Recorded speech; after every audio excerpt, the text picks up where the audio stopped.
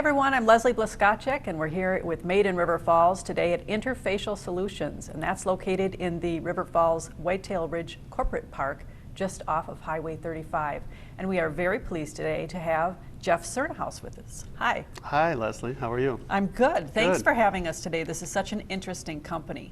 Now, Interfacial Solutions, I've heard you tell some funny stories about what people think happens here. Can you tell us a little bit about what people assume versus what really happens here? Yeah, so at our core, we're a materials development company, but when people first see the name, we've had everything from, are we an IT? Are we a matchmaking company? Are we involved in other types of nefarious activities?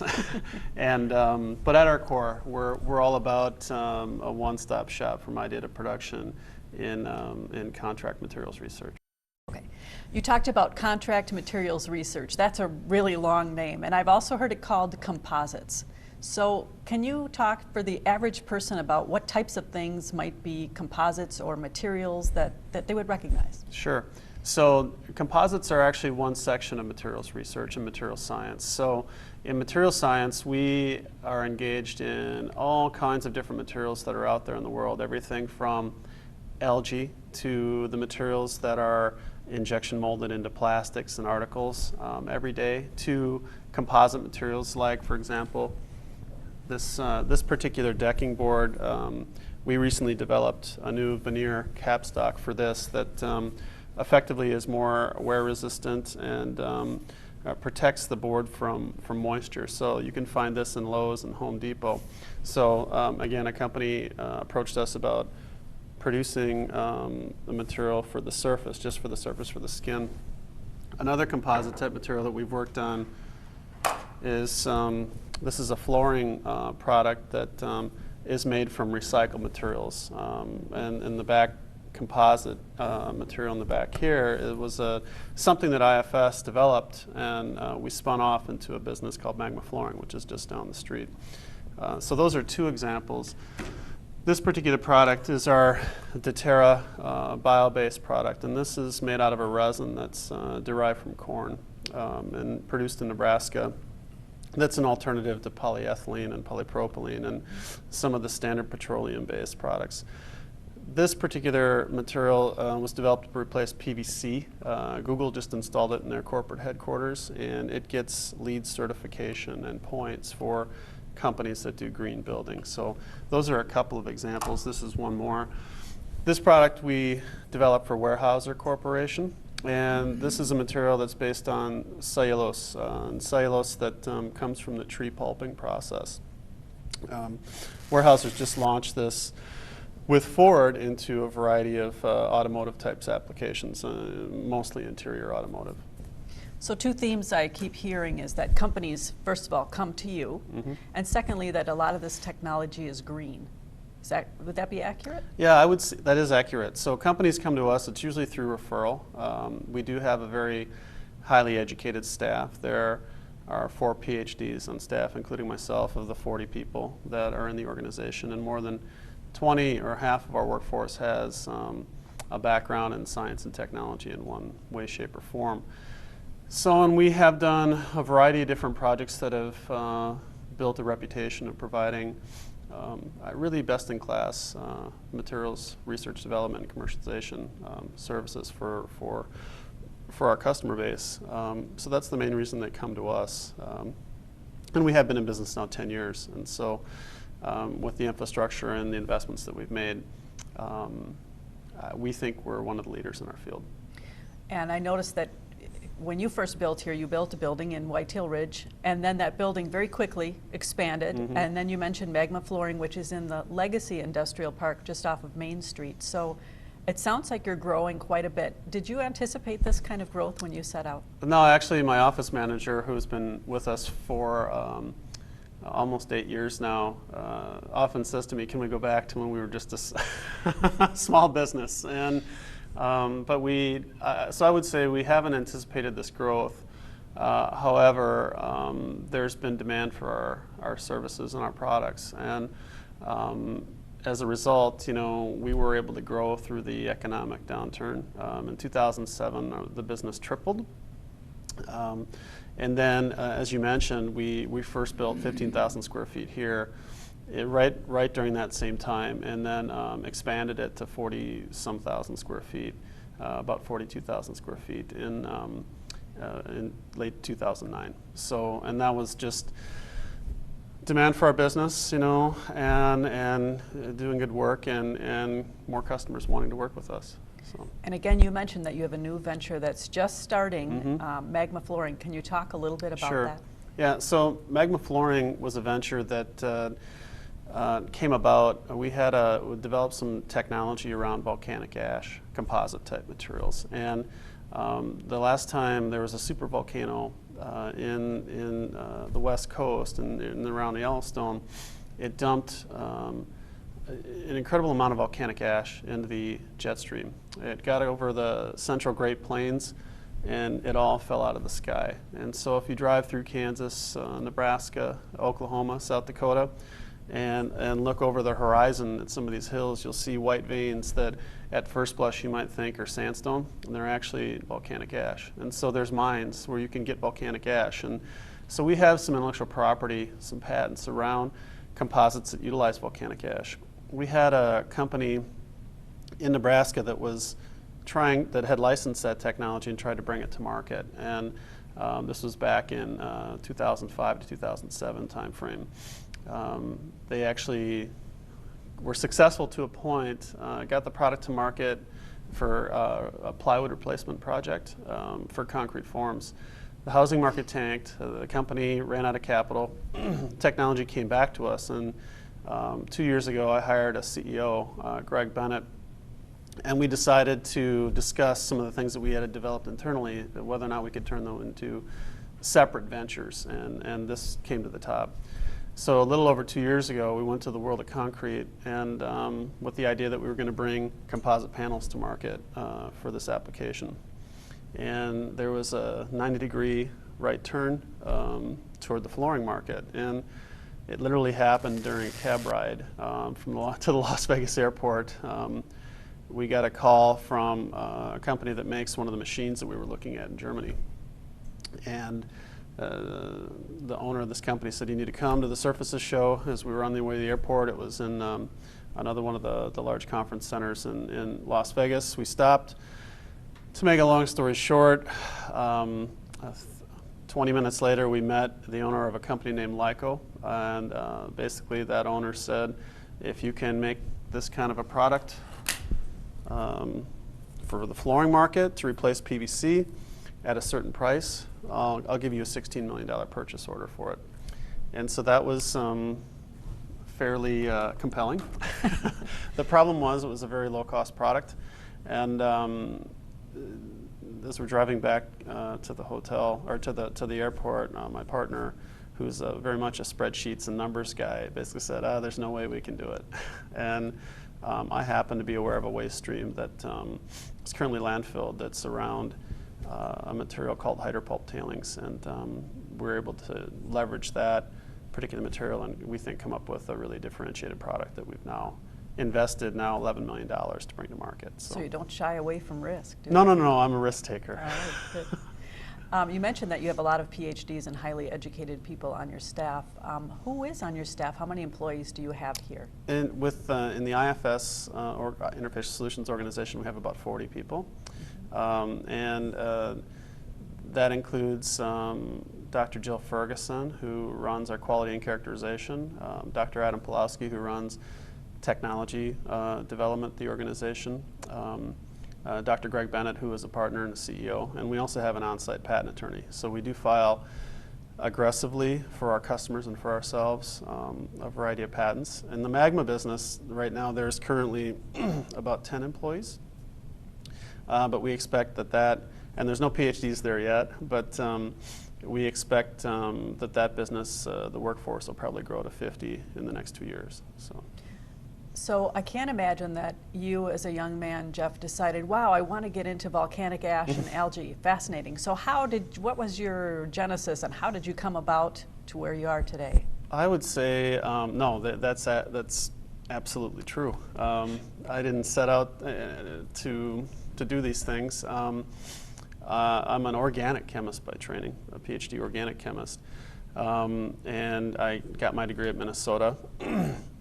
My undergraduate at University of Wisconsin River Falls, and I'm a local. I grew up on a dairy farm here in town. So I was working at 3M Corporation, and mostly in the adhesives area. And I realized fairly early on that I didn't know if a large corporation was the right place for me. And so I had worked at 3M for a little over 5 years and literally decided to quit. My wife was a forensic scientist at the time, and she was on a crime scene on the Minnesota-Iowa border. And it had happened to go across the border, and effectively was taking an extra day to address the crime scene. And as she was coming home, I got a phone call, and I said, look, I'm typing my resignation right now. And after hyperventilating on the phone, we came to some agreement of terms that, basically I'd saved a little bit of money, and when the money was gone, I had to get a real job, and I couldn't lose the house. So those were the two ground rules. And thankfully that hasn't happened yet, over 10 years later. When it comes to material science is a very broad area, and it touches many, many industries. And so although I can honestly say I never had a desire to create a business around volcanic ash, as Interfacial Solutions has worked in all of these different products and applications, our eyes have been open to opportunities. And so it's really those opportunities that have led us down these paths, and finding places for these unique materials that have really created new businesses, and over $500 million worth of products for our customer base over the past 10 years. I've also heard you say that you really like when companies come to you saying, this is practically almost impossible. Here, you try, and you take those things. And I've also heard you say that there are 3 criteria. It has to be lighter than air. Do you remember this? Stronger than steel, cheaper than dirt. Right. So those. That was a quote from a director at 3M had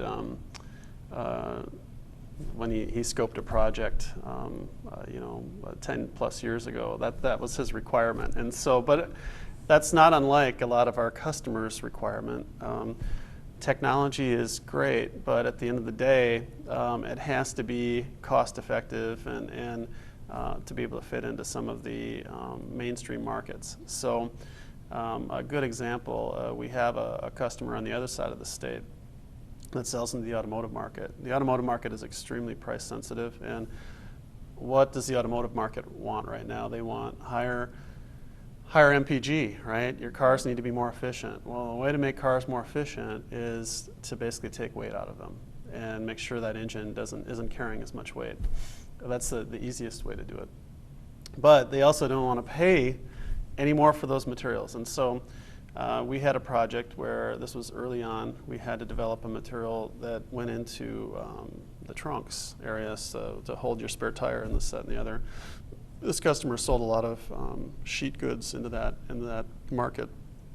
And the goal was to be twice as stiff, twice the impact, at the same or lower cost. And so that's an extremely challenging task. And we were able to do it in that particular case, believe it or not, using post-industrial diaper scrap. So things that come out of plants that, like Procter & Gamble, are making billions of diapers a year, and they make a lot of scrap material.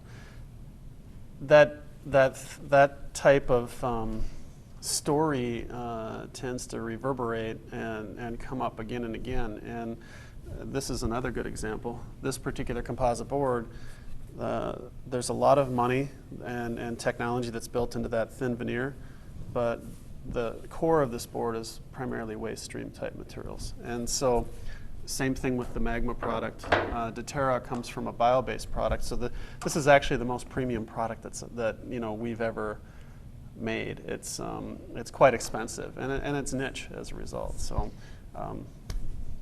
So really you're creating solutions for two different industries. For one industry that doesn't know what to do with this waste stream, and for another industry who is looking for a solution like the automotive industry that's a new type of material Yep. that has characteristics that they really desire. I would say that represents a fraction, at least an important part of our business where we've found success. And people know that since we have the material science knowledge and capabilities, we can engineer waste streams to function as they were,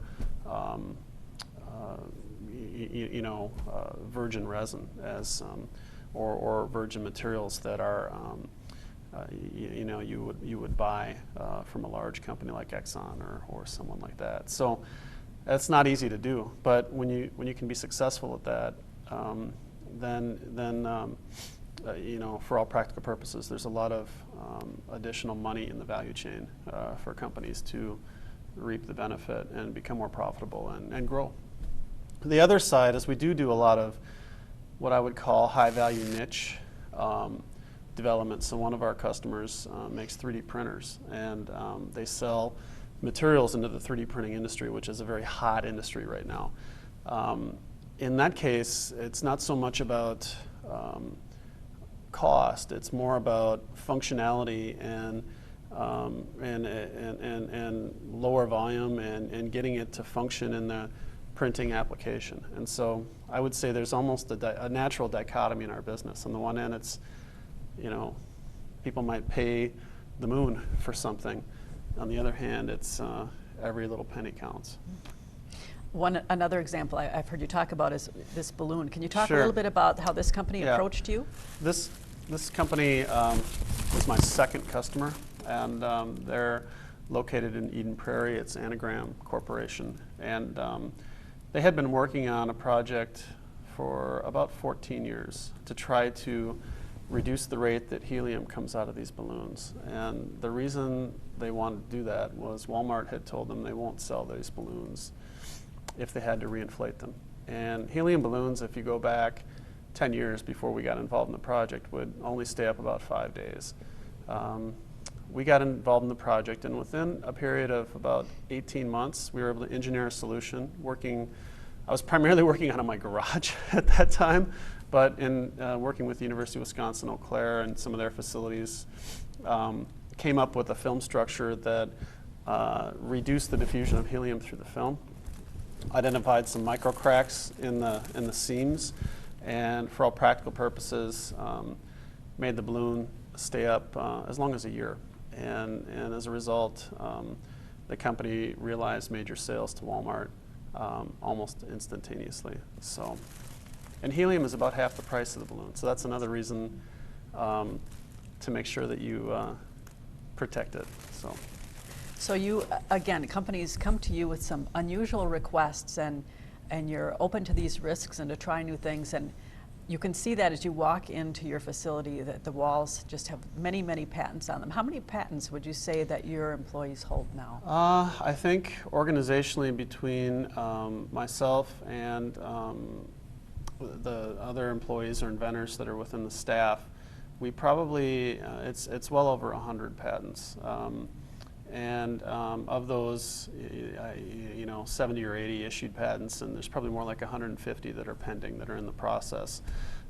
So invention and the patent process is very critical to the value that we sell to our customer base, and also to protecting, innovations that we've worked on ourselves. So that's something that, not many companies our size have an in-house patent attorney, and we do, because it is a material value that we bring to our customers and for ourselves. You've been recognized quite a bit with a number of awards. Can you talk a little bit about some of your recognition that you've received? Sure. Yeah. There's been several awards over the past 5 or 7 years or so that have been related to the growth of the business, and so state level awards. We were Wisconsin Business to Watch. We were a St. Croix County EDC Emerging Business Award winner. Most recently, we were a WBDC or WD, yeah, WBD.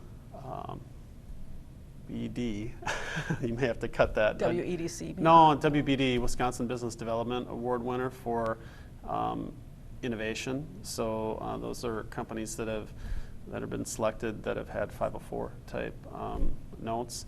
And then we were an Inc. 500 company back in, I think it was 2008 or 2009. We were number 304. So and that's of the fastest growing companies in the country. So companies are seeking you out. You're not afraid to take risks. You've had some really great successes. What does the future look like? I think what you'll see more and more from us is, as we've been able to grow in scope and grow the organization, there's a natural migration in our business. So some of the risk that we take, if our customers are paying for the innovation, we don't have to take on a lot of risk. When we're paying for the innovation, then there's much more risk involved. And I think there's going to be a natural balance, and we'll be building both sides of the business and spinning off more businesses and trying to create more jobs locally